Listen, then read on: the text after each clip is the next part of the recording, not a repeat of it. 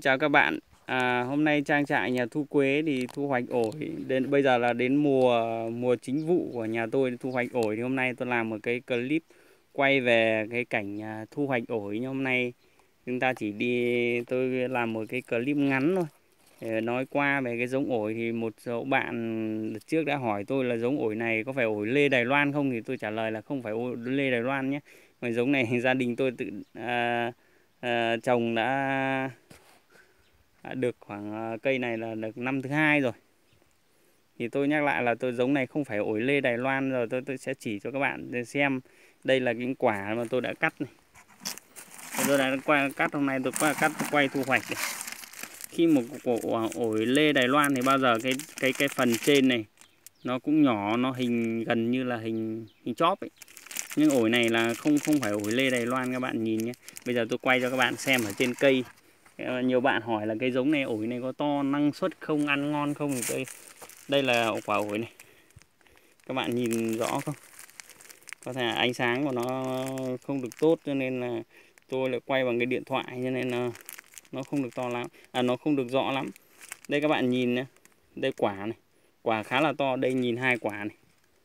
Đấy, bây giờ tôi lại làm một cái công việc quen thuộc, đó là dùng cái nắm đấm của mình để so sánh với quả ổi cho bạn dễ nhìn. Đây nắm đấm của tôi nhé, vẫn còn bé hơn quả ổi rất nhiều. Đây là rõ ràng là quả sinh đôi, không phải là sinh đôi mà quả hai quả hai bên. Thông thường thì chúng ta chỉ để một quả thôi, để cho nó to đẹp. Thì đây tôi quay cho các bạn xem, đây là chỗ để một quả này. Đấy, tay tôi cầm không hết thế này cơ mà. Trước đây tôi có một cái clip về cái giống ổi khủng ở trên núi đấy. Các bạn nào mà chưa xem thì xem lại cái đấy. Thì nhà tôi giống ổi này là khá là to. Đây các bạn nhìn thì biết, quả hai quả nhưng mà tôi cầm vẫn cạn hết tay như này. Quả này, nếu mà quả này ước chừng tầm 1 cân một quả.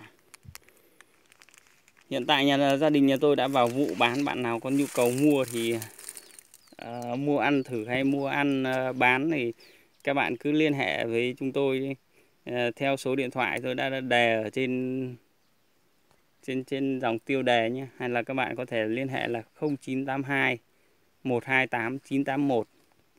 Gia đình chúng tôi bán cả ổi quả lẫn ổi giống. Bạn nào có nhu cầu thì cứ liên hệ. Đây tôi quay cho các bạn xem cây ổi này nhé. Đây, quả đây vẫn to chứ không phải là mình có 1-2 quả mà bảo cây 1-2 quả nó to. Tất cả các quả đều to, nhưng nó do cây này nó có nhiều lượt quả, chúng tôi đã cắt rồi. Đã cắt quả rồi, và đây là lượt quả đến lúc thu hoạch này. Đấy, đến lúc thu hoạch thì bây giờ là nó đều như thế này. Ở dưới này quả vẫn to rồi. Đây dưới này là lớp bé hơn, kia bé hơn. Và trên này thì ổi lại tiếp tục bắt đầu ra quả bé này. Quả bé vẫn có ra quả bé, và đây là chúng tôi đã bấm để cho ra hoa và tiếp tục ra hoa. Các bạn nhìn ra hoa, ổi có thấy hoa không? Đây cành này cũng vậy. Chúng tôi tiếp tục bấm cái ổi này ra quả quanh năm. Các bạn thích ra quả lúc nào được ra quả lúc đấy. Giống to, giòn, ngọt. Đây là tôi cắt cái cây này. Đây các bạn xem, quả khá là to. Đấy. Bây giờ tôi sẽ đi thử cây khác cho các bạn xem nhé. Cây khác cho bạn xem thì xem cái quả nó có to hay không, hay là chỉ bảo một cây này quả to. Đây tôi quay cho các bạn xem ở bên kia. Bây giờ cái máy này nó không zoom được xa nên nhìn nó không rõ lắm ở bên kia. Bên kia nó vẫn to như bên này thôi. Bây giờ chúng ta sẽ đi tiếp sang bên này để nhìn. Đây các bạn nhìn đây nhé. Đây là những quả ổi đến lúc thu hoạch này.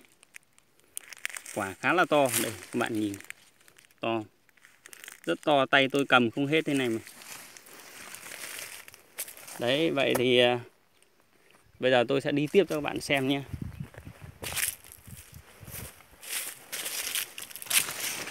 Đây là mời các bạn tiếp tục xem.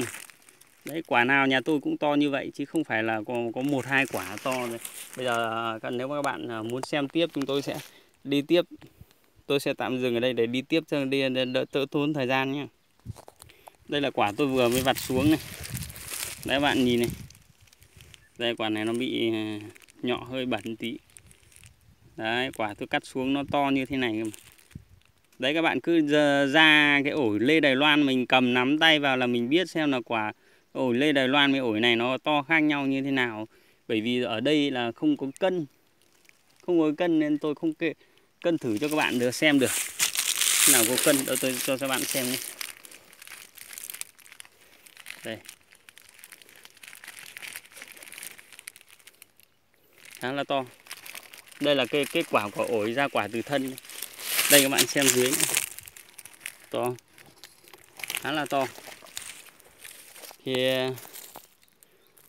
vừa nãy tôi có giới thiệu là chúng tôi có bán cả quả và giống. Thì đây các bạn nhìn cái cây giống này. Đấy, cành chiết chúng tôi đã có cành chiết rễ rất đẹp. Thì bây giờ tôi sẽ đi lên tiếp cho các bạn xem những cái băng trên nhé. Mình chỉ xem qua thôi. Thời gian vừa qua thì một số bạn có hỏi là cái ổi này có thể cho ra được nhiều vụ hay không, thì tôi trả lời là có cho ra được nhiều vụ nhé. Như các bạn đã biết cái giống cái lứa trước thì tôi cắt hết rồi, thì đây là lứa tiếp theo này. Lứa tiếp theo chúng tôi đã bọc, và đây là lứa sau nữa này. Các bạn nhìn thấy hoa thấy quả chưa? Đấy, cành nào cũng có quả. Và đây là lứa lại có hoa này.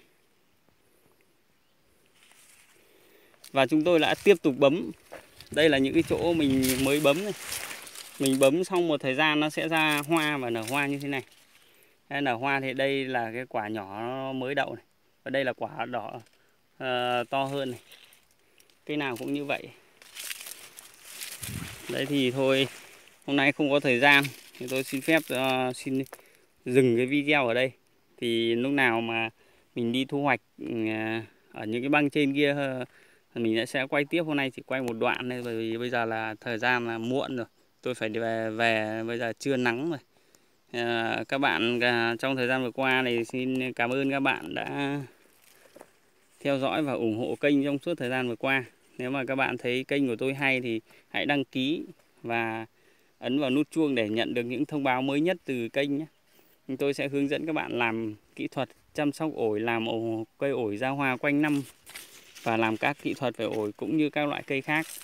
Thì xin cảm ơn các bạn. Nếu các bạn thấy kênh của tôi hay thì hãy chia sẻ cho các bạn khác cùng xem nhé. Xin chào và hẹn gặp lại trong clip sau. Xin chào các bạn.